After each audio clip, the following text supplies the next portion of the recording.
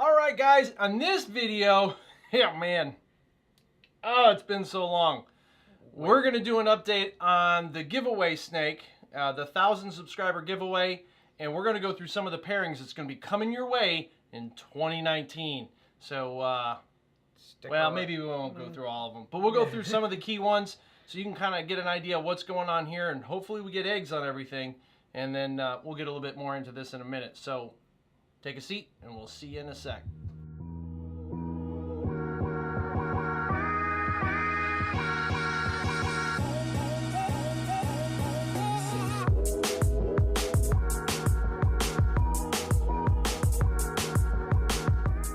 All right.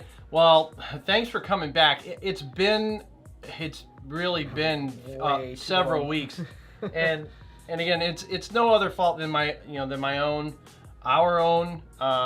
Life is just in the way right now. My son is in the military. They were stationed close to us and have now moved far away. So I've been trying to soak up as much time with him, his wife, and the new grandchild as much as we could before they left. So they have now relocated, and one of those weeks we had to drive 2.5 hours away to ship their dog to them. It ended up being a whole fiasco, and that could be a whole video in of itself. Between Jim doing all of that, me and my wife were here with them, spending time with them also before they left, and then I just been trying to get my schooling done and training for work, so I've been down and out myself. Yeah, so. Both of us it's been just flat out crazy. We've been doing some shows and tried to throw a video in here and there. It just hasn't really worked out really well. So this video, we wanted to follow up with the giveaway for the 1,000 subscriber giveaway. We are over 800, just barely over 800. So we're making headway, although it's not as fast as I would like, but we are making headway. So we're going to take a look at that animal here in a second.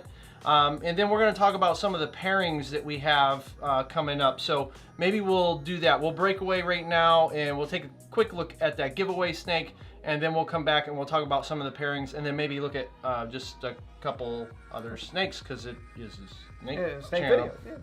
Yeah. All right, cool. So, all right. So this is the giveaway snake. This guy is a super pastel, probable yellow belly, 100% het for clown. Man, I am looking on the screen here what you're looking at, and he looks good. He looks vibrant, but it is nothing, and I assure you, nothing compared to what he looks like with your real eyes. There's a really nice punch of orange, comes right through the middle of these colors here.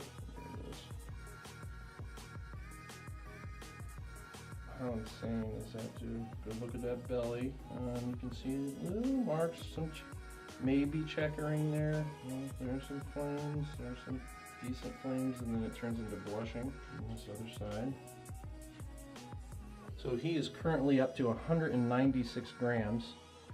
So that's just a good representation of how well he's eating. He is just destroying fuzzy rats. So super pastel, probable yellow belly, 100% het for clown for that 1,000 subscriber giveaway. So as you can see, that dude is just nuts. Out, yeah. It looks really, really good. He's going to make somebody very happy once they receive him. But in regard to some of the pairings that we got going on, there are several clown clutches. 2 of them potentially could be visual. And as you know, clown is the bane of my existence gene so far. Eventually, I'm gonna have to produce one. You just buy odds, right? So we have the pastel lesser yellow belly het clown female that has not produced a visual for us the past 2 seasons. She is paired and locking with the same gentleman as before, the pastel clown. All these will be pastel clown. We also have a firefly het clown female that is to wait. They have locked. She's gone off feed. We'll see what happens with that. And then to make some hets, I have a pastel yellow belly red stripe that will and does have locks, and she is cold seeking and everything else, so it looks good with the pastel clown. Do you want to maybe talk about one of yours, and then I can go back to some of them? The other big one that we're working with, I only got a couple pairings going on with it right now, is the Ectothermic project. I have the pastel Kelly Spider SK Xanthic Visual going to our Fire Yellow Belly Het SK girl that bred for us last year. And then also he Should be is some crazy stuff in that. yeah. And then he is also going to our big massive black pastel girl. So we're crossing fingers for more than 12. She gave us 12 eggs last season, so 13, 14 would just be like off the chart crazy. And with 4 genes in the mix and everything will be 100% het, there should be a good chances to hit a couple quads in there, and you know, well, we'll see what happens. And then seeing what this male's been doing since we got him, going from stark white to like dark. You know, seeing it with some of these other genes, hopefully be able to see what it does. Yeah, that'll be cool for sure. See, what else we got going on? So Lav albino pairings going on this season as well. Everything are het makers. The visual girls that I do have that are Lav albino are just not to size yet. So I do have a quad female, so a pastel Enchi leopard yellow belly quad. Bring that back. Initially, she had gotten a lock from the Lav albino, but that is no longer. She has been locking with a spot nose, so that in and of itself should be pretty interesting. But pastel GHI to Lav albino, little Bug. gnats flying around. That should be pretty cool. Make some decent hets and bring that back. And my Enchi clown female, which is just massive. She's over 15 months old and she's like 2,200 grams. She's got a couple locks on with the Lav albino. So Enchi het grails in the works for this season. That'll be pretty cool too. I'm gonna hold a couple of those back for sure. Most definitely. Another pairing we got going on this year. I'm working with the albino pied stuff. So should have some visual albino pieds and then some hets that I'm working on. He is going to a Hidden Gene Woma Granite Yellow Belly. So some Hidden Gene Woma Granite Yellow Belly double hets. So yeah, excellent. Another one on the block, breeding block, whatever, chopping block, is Desert Ghost. So we have a super pastel 100% het Desert Ghost bell line to a Firefly Leopard 100% het Desert Ghost from Justin Kabelka. There's multiple locks with those two animals, so hopefully we'll get some visuals out of that.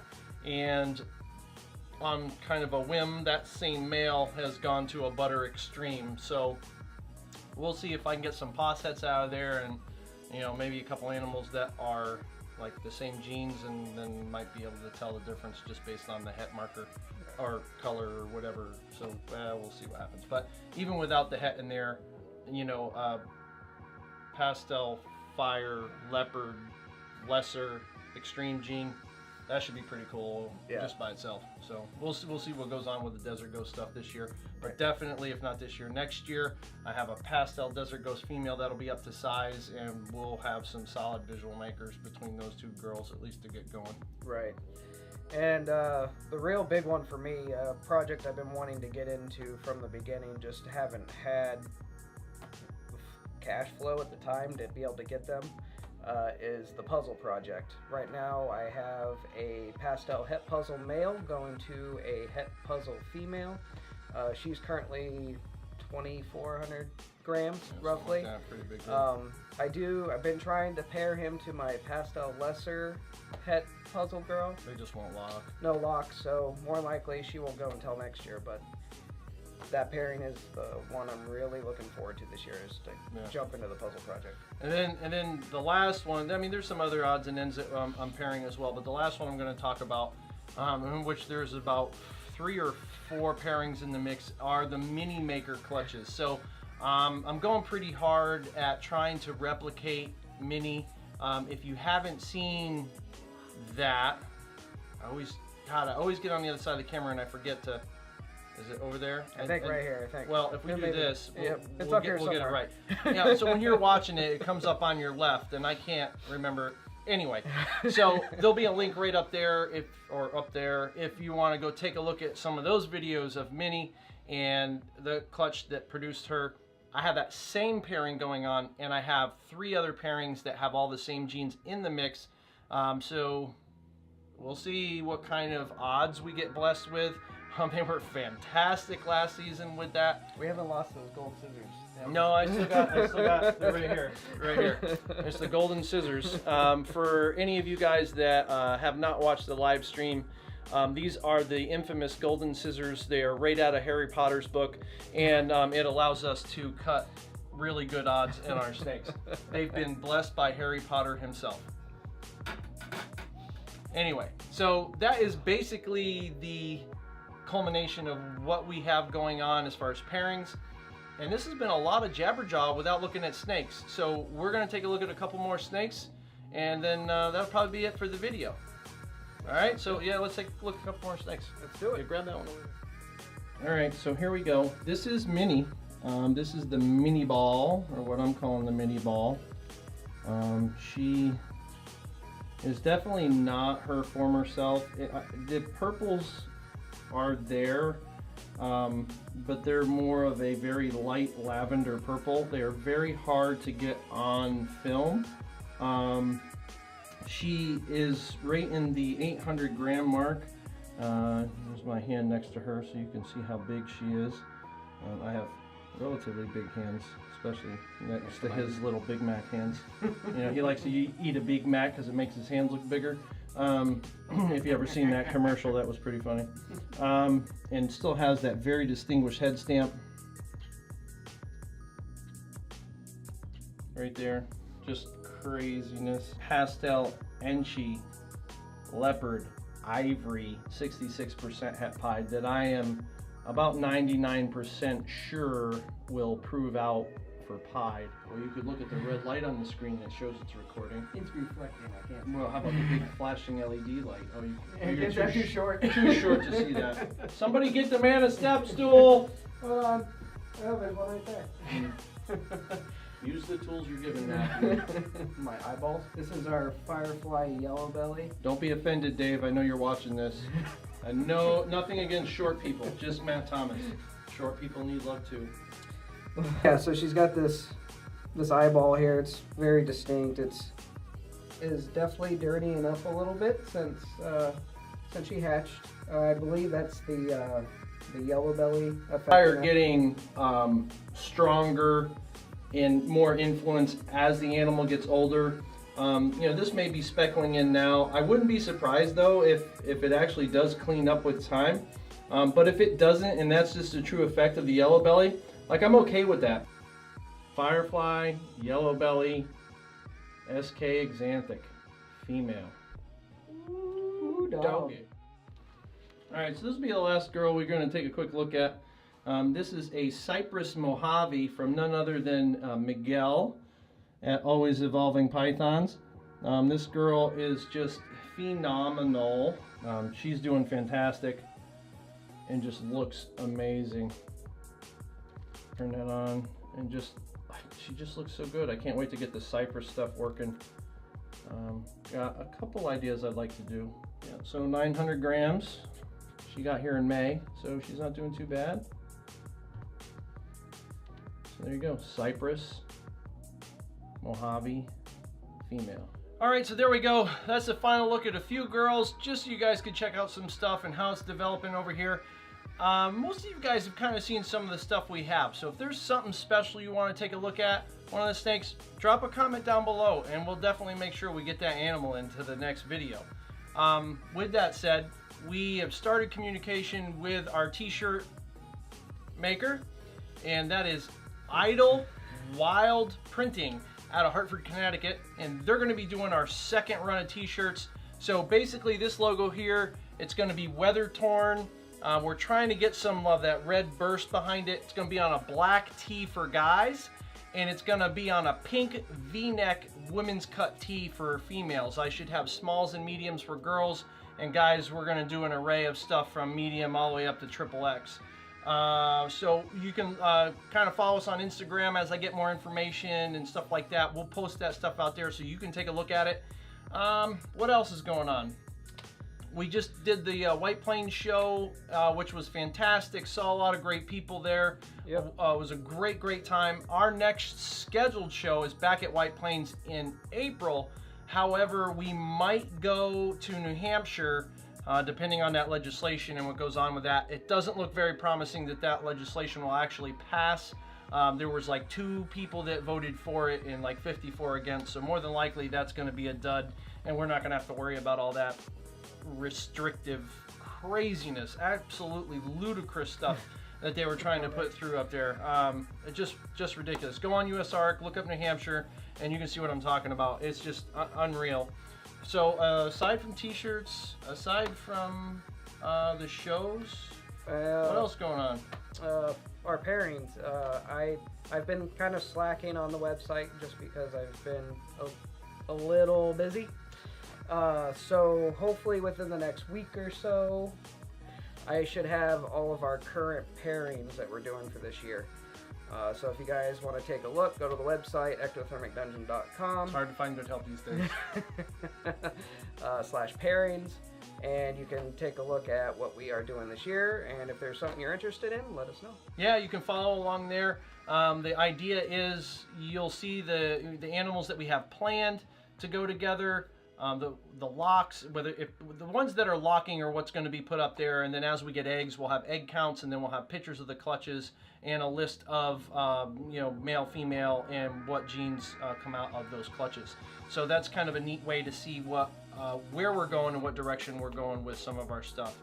So yeah, definitely follow up on our website, which is www.ectothermicdungeon.com.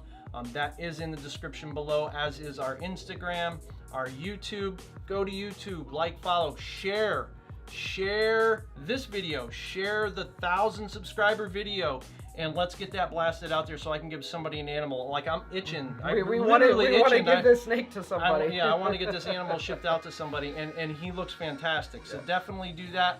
And yeah, I don't know. I think that's about it. I think we'll see you on the next video. You all take care. Peace.